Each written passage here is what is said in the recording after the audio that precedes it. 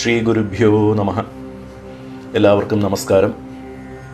നമ്മൾ ശ്രീ കാമകലാവിലാസത്തിലെ 37 ശ്ലോകം തൊട്ട് 49 ശ്ലോകം വരെയുള്ള 13 ശ്ലോകങ്ങളിലായിട്ട് സമ്പൂർണ്ണ ശ്രീചക്ര ആവരണങ്ങളുടെ തത്വാർത്ഥ വിവരണം സൃഷ്ടിക്രമത്തിൽ, അതായത് ബിന്ദു മുതൽ ഭൂപുരം വരെ എന്നുള്ള ക്രമത്തിൽ മനസ്സിലാക്കി. ഈ വിവരണത്തിൽ യോഗിനി ഹൃദയ ശ്ലോകങ്ങളിൽ കൂടിയും അതിൻ്റെ ദീപിക സേതുബന്ധം വ്യാഖ്യാനങ്ങളിൽ കൂടിയും ഓരോ ആവരണത്തിൻ്റെയും ചക്രൈശ്വരികളുടെയും അതാത് ആവരണത്തിലെ സിദ്ധികളുടെയും മുദ്രകളുടെയും വാസനാഭാഗം, അതാത് പേരുകൾ സൂചിപ്പിക്കുന്ന സൂക്ഷ്മ തത്വം വിശേഷമായി വിശദീകരിച്ച് പറയേണ്ടായി. ആ ഭാഗം മാത്രം, അതായത് എന്താണ് ചക്രൈശ്വരികളുടെ പേരുകളും അവർ പ്രദാനം ചെയ്യുന്ന സിദ്ധികളും സൂചിപ്പിക്കുന്നത് എന്ന ഭാഗം മാത്രം ഒന്നുകൂടിയും ചുരുക്കമായി ഒന്ന് പുനഃശ്രവണം അഥവാ ഒരു റീക്യാപ്പ്, ഒരു പുനർവിചിന്തനം ചെയ്യാം. നേരത്തെ തന്നെ ഒരിക്കൽ സൂചിപ്പിച്ചതുപോലെ ശ്രീചക്ര നവാവരണ പൂജയോ ഖഡ്ഗാദി പഞ്ചദശമാല ശ്രീനഗര സമഷ്ടി ആവരണ ദേവതാർച്ചന വിധി പോലെയുള്ള ശ്രീചക്ര ആവരണ ദേവതകളുടെ സ്തോത്ര പാരായണമോ ചെയ്യുന്ന സന്ദർഭങ്ങളിൽ അതാത് ആവരണങ്ങളുടെയും ചക്രേശ്വരികളുടെയും സിദ്ധികളുടെയും മുദ്രകളുടെയും പേരുകളിൽ അന്തർഭൂതമായിരിക്കുന്ന തത്വം കൂടി സാധകരായ നമ്മുടെ സ്മരണയിൽ വരേണ്ടതാണ്. അതുകൊണ്ട് ഇത് ഒന്നുകൂടി ശ്രദ്ധിച്ച് കേൾക്കണം.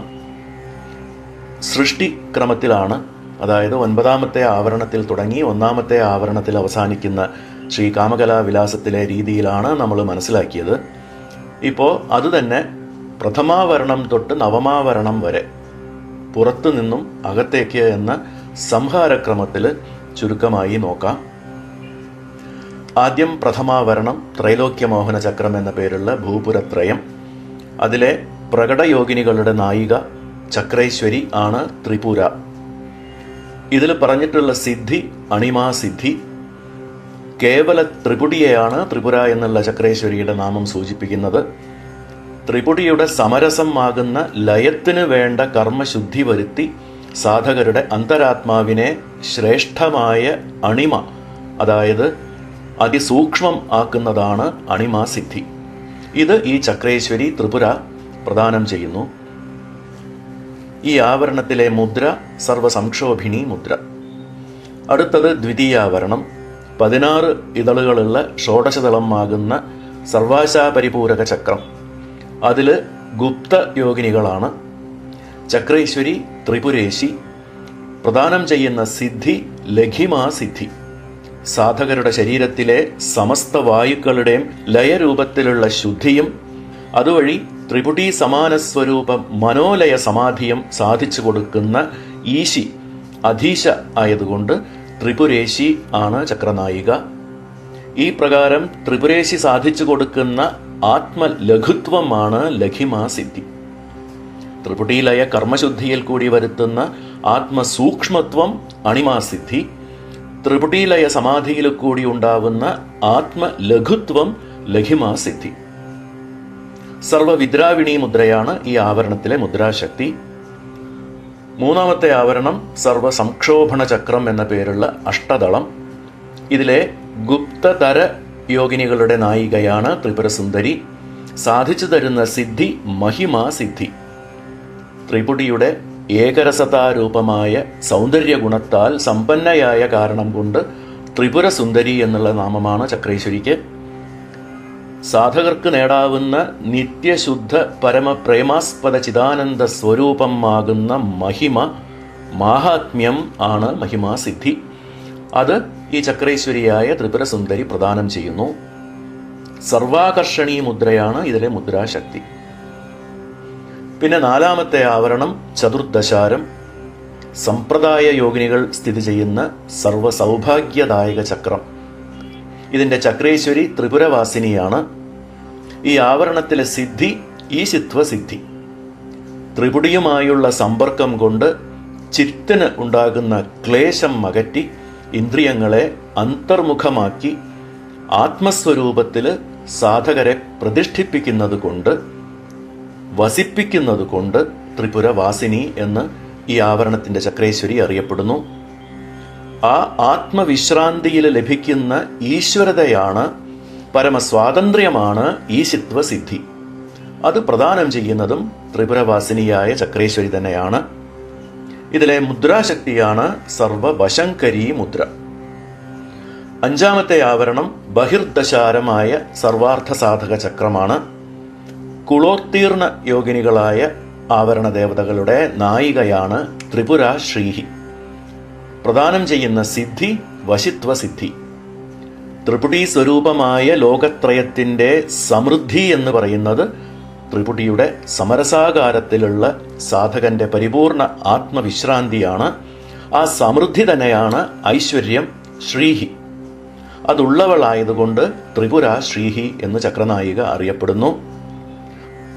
ആ ത്രിപുടീലയരൂപ ആത്മവിശ്രാന്തി വശപ്പെടുത്തുന്നതാണ് ത്രിപുരാശ്രീ പ്രദാനം ചെയ്യുന്ന വശിത്വ സിദ്ധി. ഈ ആവരണത്തിന്റെ മുദ്രാശക്തിയാണ് സർവോന്മാദിനി മുദ്ര. ആറാമത്തെ ആവരണം അന്തർദശാരം എന്ന് പറയുന്ന സർവരക്ഷാകര ചക്രം. നിഗർഭ യോഗിനികൾ വസിക്കുന്ന ഈ ചക്രത്തിന്റെ നായിക ത്രിപുര മാലിനി ആണ്. പ്രാകാമ്യ സിദ്ധിയാണ് ഈ ആവരണത്തിലെ സിദ്ധി. ത്രിപുടിയിലൂടെയുള്ള പരസ്പര ഭേദബുദ്ധിയാകുന്ന മാലിന്യത്തെ ജീവികളിൽ വർദ്ധിപ്പിക്കുന്നവളായതുകൊണ്ട് ത്രിപുര മാലിനി. തത്വശുദ്ധി കൈവരിച്ച സാധകർക്ക് സർവവും തൻ്റെ തന്നെ സ്വരൂപമായിരിക്കുന്ന അനുഭൂതി ഇഷ്ടാനുസരണം കൈവരിക്കലാണ് പ്രാകാമ്യ സിദ്ധി. അത് ഈ ചക്രേശ്വരിയായ ത്രിപുരമാലിനി സാധിച്ചു കൊടുക്കുന്നു. സർവമഹാങ്കുശ മുദ്രയാണ് ഈ ആവരണത്തിലെ മുദ്രാശക്തി. പിന്നെ ഏഴാമത്തെ ആവരണമായ അഷ്ടകോണം സർവരോഗഹര ചക്രം എന്നറിയപ്പെടുന്നു. ഇതിലുള്ള രഹസ്യ യോഗിനികളുടെ അധീശയാണ് ത്രിപുര സിദ്ധി. ഈ ചക്രേശ്വരി പ്രദാനം ചെയ്യുന്നത് ഭുക്തിസിദ്ധി. വികൽപ്പരൂപത്തിലുള്ള ത്രിപുടിയുടെ ഭേദഭാവം ഒഴിഞ്ഞ് നിർവികൽപ്പബോധ ലക്ഷണമായി ലൗകിക ഭോഗം നുകരാൻ സാധിക്കുന്നതാണ് ഭുക്തിസിദ്ധി. ഈ മഹത്തരമായ സിദ്ധിയെ പ്രദാനം ചെയ്യുന്നവളായതുകൊണ്ട് ത്രിപുരാസിദ്ധി എന്ന് തന്നെ ചക്രനായിക അറിയപ്പെടുന്നു. സർവഖേചരീ മുദ്രയാണ് ഈ ആവരണത്തിന്റെ മുദ്രാശക്തി.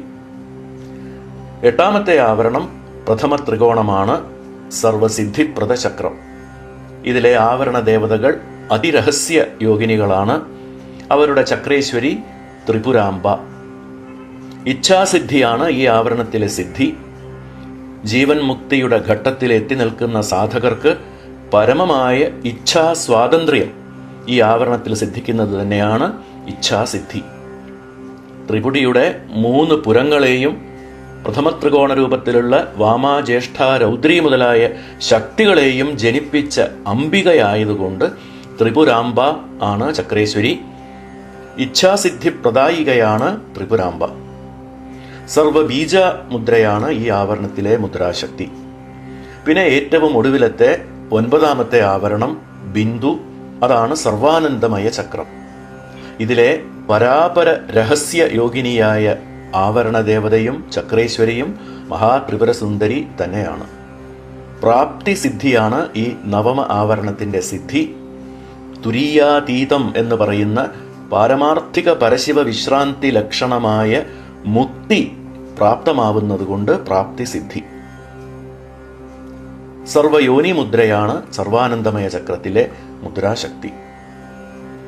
ശരിയായ തത്വഗ്രഹണത്തിലൂടെയുള്ള സാധനയുടെ ശ്രദ്ധയും തീവ്രതയും വർദ്ധിക്കുന്നതനുസരിച്ച് പടിപ്പടിയായി ഓരോ ആവരണവും ഓരോ തിരശീലയും നീക്കി ഒടുവിൽ സാധനയുടെ ഉച്ചഘട്ടമായ മധ്യബിന്ദുവാകുന്ന ഈ നവമാവരണത്തിൽ എത്തി നിൽക്കുന്ന സാധകർക്ക് ആ തുരീയാതീത അവസ്ഥ പ്രാപ്തമാക്കി കൊടുക്കുന്നത് സാക്ഷാൽ പരദേവതയായ ശ്രീ മഹാത്രിപുരസുന്ദരി തന്നെയായതുകൊണ്ട് ആവരണദേവതയും ചക്രേശ്വരിയും ഇവിടെ മഹാത്രിപുരസുന്ദരി തന്നെയാണ്. പ്രകാശവിമർശ സ്വരൂപികളായ ശിവശക്തികൾ ശ്രീ കാമേശ്വരൻ ശ്രീ കാമേശ്വരി എന്ന ഭാവത്തിൽ സ്വേച്ഛാഗൃഹീത വിഗ്രഹം സ്വയം ഇച്ഛയോടെ സ്വീകരിച്ച് ശ്രീചക്രം എന്ന അവരുടെ ശരീരത്തിൻ്റെ അവയവങ്ങളാണ് സർവസിദ്ധിപ്രദ ചക്രം തൊട്ട് ത്രൈലോക്യമോഹന ചക്രം വരെ വ്യാപിച്ചിരിക്കുന്ന ആവരണ ദേവതകളായ മൂലത്രികോണത്തിലെ മഹാകാമേശ്വരി, മഹാവജ്രേശ്വരി, മഹാഭഗമാലിനി മുതൽ ഭൂപുരത്തിൻ്റെ ഏറ്റവും പുറത്തുള്ള രേഖയിലെ അണിമാതി സിദ്ധികൾ വരെയുള്ള 97 ആവരണ ദേവതകളും അവരുടെ ചക്രേശ്വരികളും. പ്രകാശാത്മക പരമേശ്വര സമുദ്ര വിമർശരൂപിണി കാമേശ്വരി സലിലം തദീയ അവയവാഹ ശക്തി നികര ഊർമയ യഥാ കല്ലോലാഹ സമുദ്രേ ജായന്തെ തത്രൈവ ലീയന്തെ ഏവം ഷട്രിംശത് തത്വമയം സശക്തികം ചക്രം തത്രൈവ ഉദേതി അസ്തമിതി ച ഇതി താത്പര്യം. ശിവശക്തികൾ സമുദ്രമാണെങ്കിൽ അവരുടെ അവയവങ്ങളായ ശക്തി സമൂഹം അതിലുയരുന്ന തരംഗങ്ങളാണ്.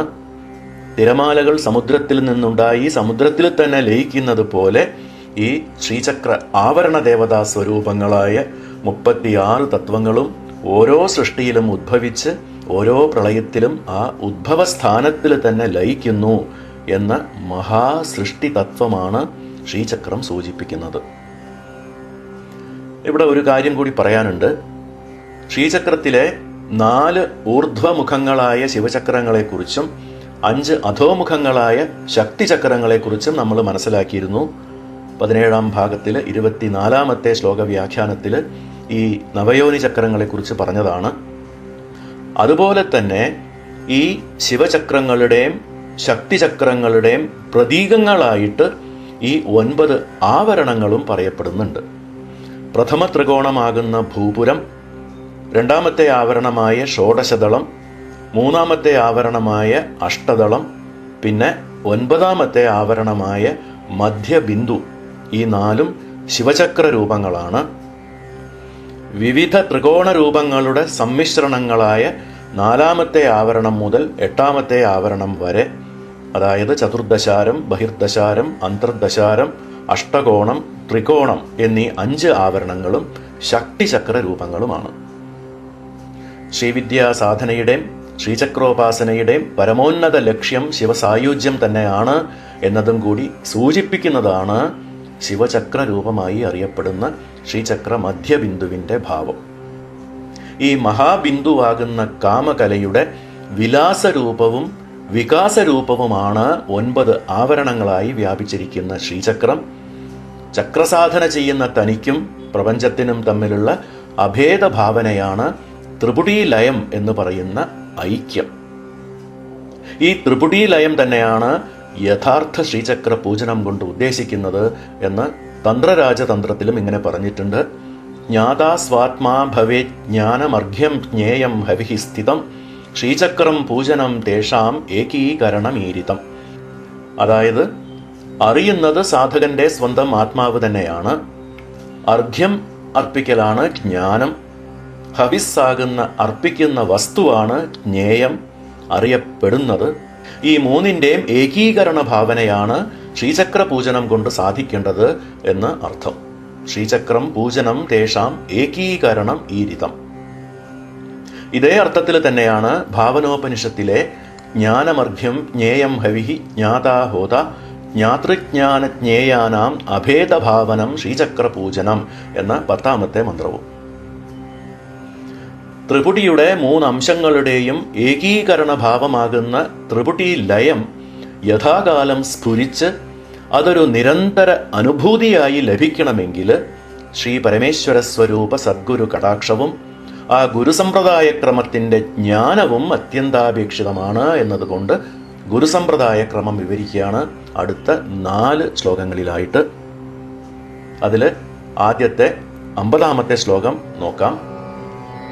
പരമാനന്ദാനുഭവഃ പരമഗുരുർ നിർവിശേഷ ബിന്ദുആത്മാ സ പുനഃ ക്രമേണ ഭിന്നഃ കാമേശത്വം യയൗ വിമർശാംശാത്. അപ്പോൾ പദങ്ങളുടെ അർത്ഥം ഇങ്ങനെയാണ്. പരമാനന്ദാനുഭവ, പരമാനന്ദ അനുഭവ, സർവോത്കൃഷ്ടമായ പരിപൂർണതയുടെ ജ്ഞാനത്തിൽ അനുഭൂതിയിൽ പ്രതിഷ്ഠിതമായിരിക്കുന്ന ശ്രീ പരമേശ്വരൻ പരമഗുരു ആദിനാഥ സ്വരൂപം പ്രാപിച്ച് നിർവിശേഷ ബിന്ദു ആത്മാ, ആ ആദിനാഥ സ്വരൂപത്തിൽ നിന്നും ഭിന്നമല്ലാത്ത മഹാബിന്ദു സ്വരൂപം അതായത് പ്രകാശ വിമർശ മിശ്ര ബിന്ദുക്കൾക്കും കാരണമായ മഹാബിന്ദു സ്വരൂപം സ്വീകരിച്ച് പിന്നീട് സഹ ആ ആദിനാഥനായ ശ്രീ പരമേശ്വരൻ തന്നെ പുനഃ ക്രമേണ വീണ്ടും യഥാക്രമം ഭിന്ന വേറെ വേറെയായി, അതായത് ദിവ്യം, സിദ്ധം, മാനവം എന്നീ ഔഘത്രയ രൂപം പ്രാപിച്ച് വിമർശ അംശാത്ത് സ്വാത്മശക്തി സ്വരൂപ പരാശക്തിയുടെ വിമർശത്താൽ കാമേശത്വം യയൗ, കാമേശത്വം ശ്രീ കാമേശ്വര കാമേശ്വരി മിഥുന ഭാവത്തെയും യയൗ പ്രാപിച്ചു. അർത്ഥം സ്പഷ്ടമാണ്. അതായത് പരമാനന്ദാനുഭൂതിയിൽ ലയിച്ചിരിക്കുന്ന പരശിവം തന്നെയാണ് ചിത് ശക്തി സ്വരൂപമായ മഹാബിന്ദുവിന്റെ സ്വരൂപം സ്വീകരിച്ചിരിക്കുന്നത്. ശക്തിയിൽ നിന്ന് അന്യനല്ലാത്തതുകൊണ്ട് താനും ആ മഹാബിന്ദുവിന്റെ സ്വരൂപം സ്വീകരിച്ചിരിക്കുന്നു.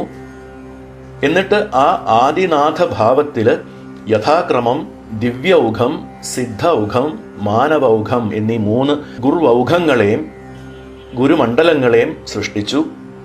എന്നിട്ട് താനും തന്റെ സ്വാത്മശക്തിയുടെ വിമർശത്താൽ ശ്രീ കാമേശ്വരൻ, ശ്രീ കാമേശ്വരി എന്ന മിഥുനഭാവത്തെയും പ്രാപിച്ചു. ഇതിന്റെ ചിദ്വല്ലി വ്യാഖ്യാനത്തിൽ ശ്രീ നടനാനന്ദനാഥർ പറഞ്ഞിട്ടുള്ളത് ഇങ്ങനെയാണ്: ചിദാനന്ദ ഘന പരമാർത്ഥ പ്രകാശ വിമർശാത്മാ പരമേശ്വര ഏവ പരമകാരുണിക സ്വയമേവ സ്വാത്മാനം കാമകലാബിന്ദുരൂപ കാമകാമേശ്വരീരൂപ ദിവ്യമിഥുന പ്രമുഖ ദിവ്യസിദ്ധ മാനവ ഔഘാതിക്രമ അവതീർണോ ഗുരുമണ്ഡലാത്മാ സൻ കതിചന ഭക്തിഭാജക സംരക്ഷതി ഇതി താത്പര്യം. അതായത് പ്രകാശ വിമർശാത്മകങ്ങളായ ശിവശക്തി തത്വങ്ങൾ ഉൾക്കൊണ്ടിട്ടുള്ള സദാനന്ദ പരിപൂർണനായ പരശിവം പരമമായ കാരുണ്യത്താൽ സ്വയം കാമകലയുടെ മഹാബിന്ദു സ്വരൂപമായി അതിൽ നിന്നും ശ്രീ കാമേശ്വരൻ, ശ്രീ കാമേശ്വരി എന്ന ദിവ്യ ദമ്പതി രൂപത്തില് ദിവ്യൗഘം, സിദ്ധൗഘം, മാനവൗഘം എന്നീ ക്രമത്തിൽ ഗുരുമണ്ഡലമായി വ്യാപിച്ച് ഭക്തരെ രക്ഷിക്കുന്നു എന്ന് അർത്ഥം. കതിചന ഭക്തിഭാജക സംരക്ഷതി എന്നതുകൊണ്ട് ഉത്തമ അധികാരികളായ മോക്ഷുക്കൾക്ക് ദിവ്യൗഘ ഗുരുമണ്ഡലത്തിലൂടെയും മധ്യമ അധികാരികളായ മുമുക്ഷുക്കൾക്ക് സിദ്ധൗഘ ഗുരുമണ്ഡലത്തിലൂടെയും മന്ദ അധികാരികളായ മുമുക്ഷുക്കൾക്ക് മാനവൗഘ ഗുരുമണ്ഡലത്തിലൂടെയും പരമാനന്ദാനുഭവ മുക്തിക്ക് കാരണമാകുന്ന ശ്രീവിദ്യോപാസന മാർഗം ബോധിപ്പിച്ച് അനുഗ്രഹിക്കുന്നു എന്ന് സാരം. ഇതിൽ കൂടുതൽ വിശദീകരണം ആവശ്യമില്ലാത്തതുകൊണ്ട് അടുത്ത 51-ാമത്തെ ശ്ലോകത്തിലേക്ക് കടക്കാം. അപ്പോൾ 51-ാം ശ്ലോകം: ആസീനഃ ശ്രീപീഠേ കൃതയുഗകാലേ ഗുരുഃ ശിവോ വിദ്യാം തസ്യൈ ദദൗ സ്വശക്ത്यै കാമേശ്വര്यै വിമർശരൂപിണ്यै. ശിവചക്ര രൂപമാണ് മധ്യബിന്ദു എന്ന് കുറച്ചു മുമ്പ് പറഞ്ഞു. ആ ശ്രീചക്ര മധ്യബിന്ദുവില് മഹാഭട്ടാരകനായി ശ്രീഗുരുവിന്റെ ഭാവത്തിൽ വിരാജമാനനായിരിക്കുന്ന ശ്രീ പരമേശ്വരനെയാണ് ഈ ശ്ലോകത്തിൽ പരാമർശിച്ചിട്ടുള്ളത്. അർത്ഥം നോക്കാം. ആസീനഃ ശ്രീപീഠേ, ശ്രീചക്രത്തിന്റെ പ്രഥമ ത്രികോണത്തിന്റെ മധ്യത്തിലുള്ള ബിന്ദുമയമാകുന്ന മഹോഡ്യാണ പീഠത്തില് ആസീനഃ നിത്യസന്നിഹിതനായി അധിഷ്ഠിതനായി സ്ഥിതി ചെയ്തുകൊണ്ട്, പിന്നെ തസ്യൈ ദദൗ സ്വശക്തിयै കാമേശ്വര്यै വിമർശരൂപിണ്यै എന്ന അവസാനത്തെ 2 വരി എടുക്കാം. സ്വശക്തിയെ തൻ്റെ തന്നെ സ്വാത്മശക്തിയും വിമർശരൂപിണ്यै അഭേദജ്ഞാന വിമർശരൂപിണിയും കാമേശ്വര്यै അനന്തകോടി ജീവന്മാർക്കും പരതത്വം ഉപദേശിച്ച് വിദ്യാസന്തതിയെ വർദ്ധിപ്പിക്കണം എന്ന തൻ്റെ ഇച്ഛയുടെ സ്വരൂപിണിയായ സർവാഭീഷ്ടപ്രദായിനിയായ കാമേശ്വരിയും ആയ, അതായത് വിമർശശക്തിയും ചിത് ശക്തിയുമായ എന്ന് സൂക്ഷ്മാർത്ഥം. വിമർശശക്തി, ചിത് ശക്തി, ഈ 2 പ്രയോഗങ്ങളുടെ വിശേഷ അർത്ഥം എല്ലാവർക്കും ഇതിനകം ശ്രീ കാമകലാവിലാസത്തിന്റെ വ്യാഖ്യാന പരമ്പര ഇത്രയും എത്തി നിൽക്കുന്ന ഈ ഘട്ടത്തിൽ വ്യക്തമായി മനസ്സിലായിട്ടുണ്ടാവും എന്ന് വിചാരിക്കുന്നു. വിമർശശക്തി എന്ന് പറഞ്ഞാൽ അനുത്തര പരാശക്തിയായിട്ട് ആ പരസംവിത് സ്വരൂപമായ ശിവശക്തി സാമരസ്യ സ്വരൂപിണിയായി പാരമാർത്ഥിക തലത്തിലുള്ള ശക്തിയുടെ ഭാവം. പിന്നെ ജഗത് സൃഷ്ടിക്കായി രൂപഭാവം സ്വീകരിക്കുന്നതാണ് ചിത് ശക്തി. അപ്പോൾ പരാസംവിത് സ്വരൂപിണിയായ വിമർശശക്തിയും പ്രപഞ്ച സൃഷ്ടിസ്ഥിതി സംഹൃത്രിയായ ചിത് ശക്തിയും ആയ തസ്യൈ നിത്യാനന്ദ സ്വരൂപിണിയായ ആ ശ്രീ പരാഭട്ടാരികയ്ക്ക് വേണ്ടി ഗുരുഹു ശിവ ജ്ഞാനോപദേഷ്ടാവാകുന്ന പരശിവസ്വരൂപ ആദിനാഥൻ ശ്രീ ചര്യാനന്ദനാഥൻ എന്ന നാമധേയം സ്വീകരിച്ച് കൃതയുഗകാലെ സൃഷ്ടിയുടെ തുടക്കത്തിലെ കൃതയുഗത്തിന്റെ ആരംഭത്തില് വിദ്യാം ദദൗ മന്ത്രസാധനാരൂപത്തിലുള്ള ആത്മൈക്യ വിദ്യയെ ഉപദേശിച്ച് അനുഗ്രഹിച്ചു. ഗുരുശിഷ്യപദേ സ്ഥിത്വാ സ്വയം ദേവഃ സദാശിവഃ പൂർവോത്തരപദൈർവാക്യൈസ്തന്ത്രം സമവതാരയത്ത് എന്നാണ് പ്രമാണം. ശിവശക്തി സ്വരൂപനാണ് ശ്രീ പരമേശ്വരൻ. ശിവശക്തികൾ ഗുരു ശിഷ്യഭാവത്തിലിരുന്ന് സംവാദം നടത്തുന്ന ചോദ്യങ്ങളും അതിനുള്ള ഉത്തരങ്ങളും എന്നുള്ള ക്രമത്തിലാണ് തന്ത്രങ്ങളുടെ അവതരണം സംഭവിച്ചിട്ടുള്ളത്. ഇവിടെ സമപ്രാധാന്യമാണ് ശിവശക്തികൾക്ക്. ചിലപ്പോൾ ശ്രീ പരമേശ്വരൻ ഗുരുഭാവത്തിലും ശ്രീ പരാശക്തി ശിഷ്യയായും, ചിലപ്പോൾ ശ്രീ പരാശക്തി ഗുരുഭാവം സ്വീകരിച്ചും ശ്രീ പരമേശ്വരൻ ശിഷ്യനായും ഉപദേശം സ്വീകരിച്ചാണ് രണ്ട് രീതിയിലും തന്ത്രശാസ്ത്ര പരമ്പര വികസിച്ചിട്ടുള്ളത്. സിദ്വല്ലി വ്യാഖ്യാനത്തിൽ ഇങ്ങനെ പറഞ്ഞിരിക്കുകയാണ്: പരമശിവ പ്രപഞ്ച സൃഷ്ട്യനന്തരം ആദിയുഗേ പ്രകാശാനന്ദ സാരമയം ഓഡ്യാണ പീഠം ആസ്ഥായ സ്വയമപി ശ്രീ ചര്യാനന്ദനാമധേയം ഉദ്വഹൻ സ്വ അഭിന്നായൈ പരാഭട്ടാരികായൈ ശ്രീവിദ്യാക്രമം ഉപദിദേശ. സാ പരാഭട്ടാരിക ത്രേതായുഗ ദ്വാപരയുഗ കലിയുഗേഷു വക്ഷ്യമാണ ദേശികസ്വരൂപിണീ അതിരഹസ്യം ശാംഭവതന്ത്രം പ്രവർത്തയാമാസ.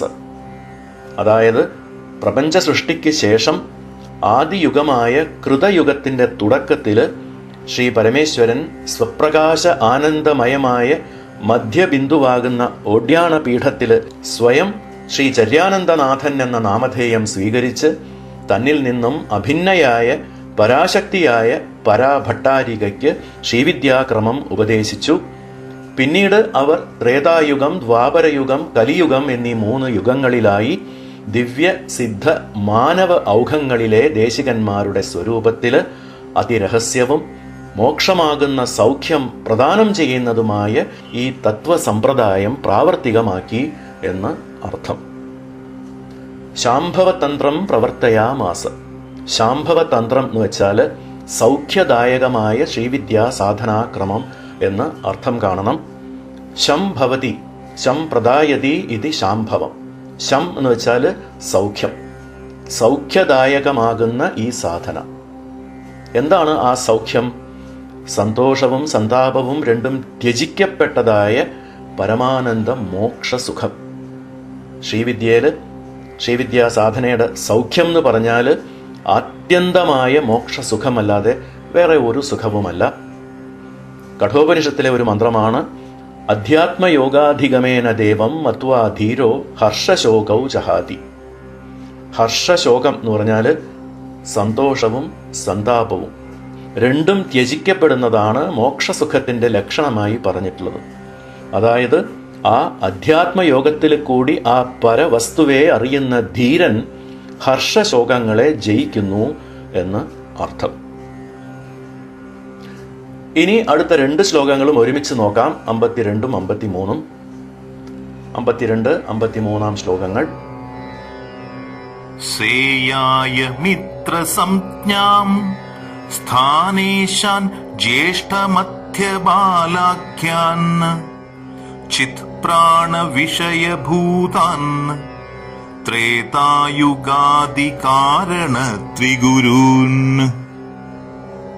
ബീജത്രിതയാധിപതീൻ പരീക്ഷ്യ വിദ്യാം പ്രകാശയാമാസ ഏതൈരോഖത്രിതയം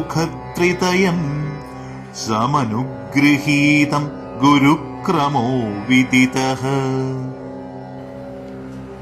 52ാമത്തെ ശ്ലോകത്തിലെ ആദ്യത്തെ വരി സേയായ മിത്രസംജ്ഞാം, അത് സ ഇയായ മിത്രസംജ്ഞാം എന്ന് പിരിക്കണം.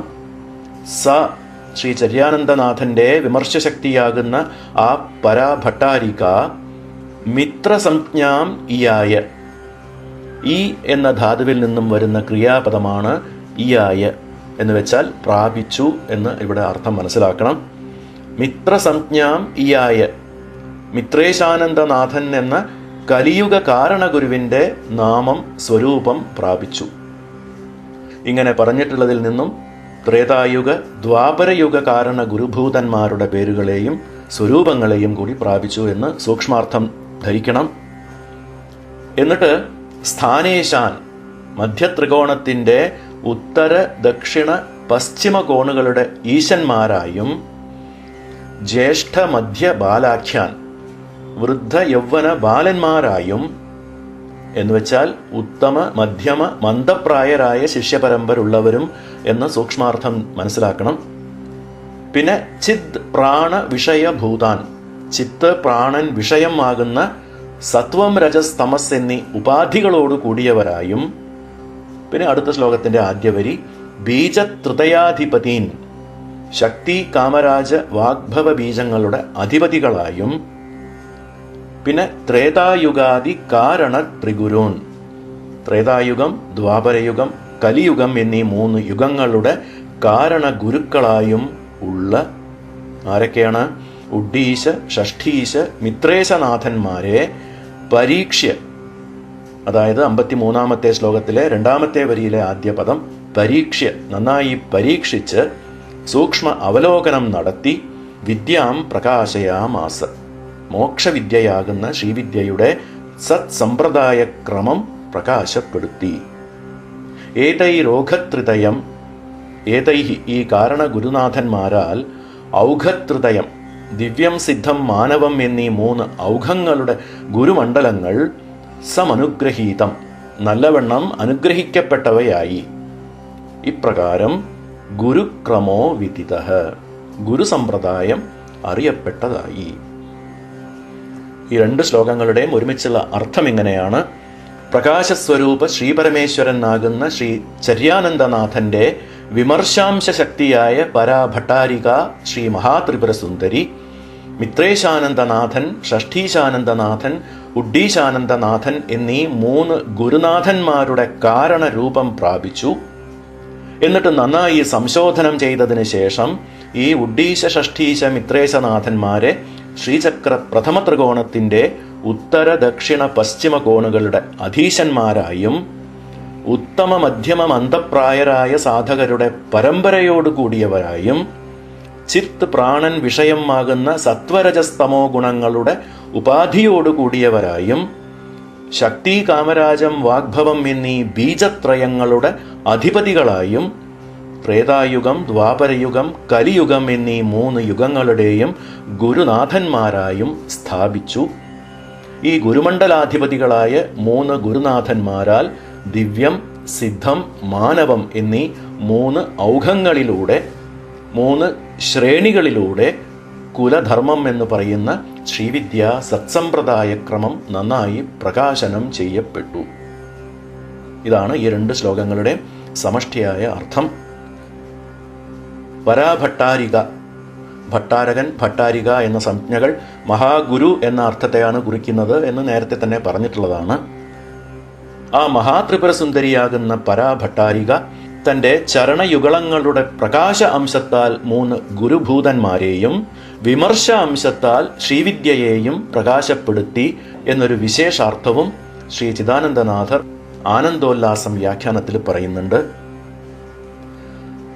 ഒഡ്യാണപീഠം ബിന്ദുമണ്ഡലത്തിലും കാമഗിരിപീഠം മധ്യത്രികോണത്തിന്റെ താഴത്തെ കോണിലും പൂർണ്ണഗിരിപീഠം മധ്യത്രികോണത്തിന്റെ മുകളിലുള്ള വലത്തെ കോണിലും ജാലന്ധരപീഠം മധ്യത്രികോണത്തിന്റെ മുകളിലുള്ള ഇടത്തെ കോണിലും അപ്രദക്ഷിണമായി പൂജിക്കപ്പെടുന്നു.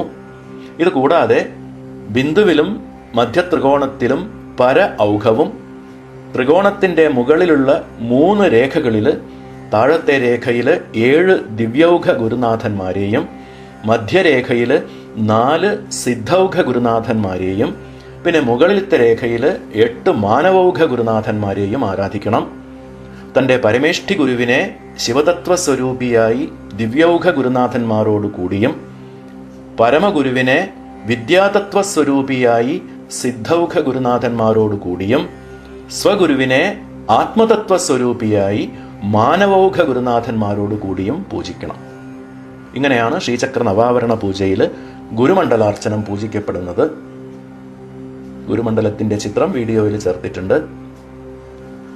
ആത്മതത്വം, വിദ്യാതത്വം, ശിവതത്വം, സ്വഗുരു, പരമഗുരു, പരമേഷ്ഠി ഗുരുനാഥന്മാർ ഈ തത്വസ്വരൂപികളാണ് എന്നിപ്പോൾ തന്നെ പറഞ്ഞു. എന്താണ് ഈ ആത്മതത്വം, വിദ്യാതത്വം, ശിവതത്വം എന്നതിൻ്റെ വിശദീകരണം ശ്രീ കാമകലാവിലാസം 12ാമത്തെ ശ്ലോക വ്യാഖ്യാനത്തിൽ വിശദീകരിച്ചിട്ടുള്ളതാണ്. എന്താണ് ഗുരുമണ്ഡലത്തിൽ ഈ ആത്മവിദ്യാ ശിവതത്വങ്ങളുടെ പ്രാധാന്യം?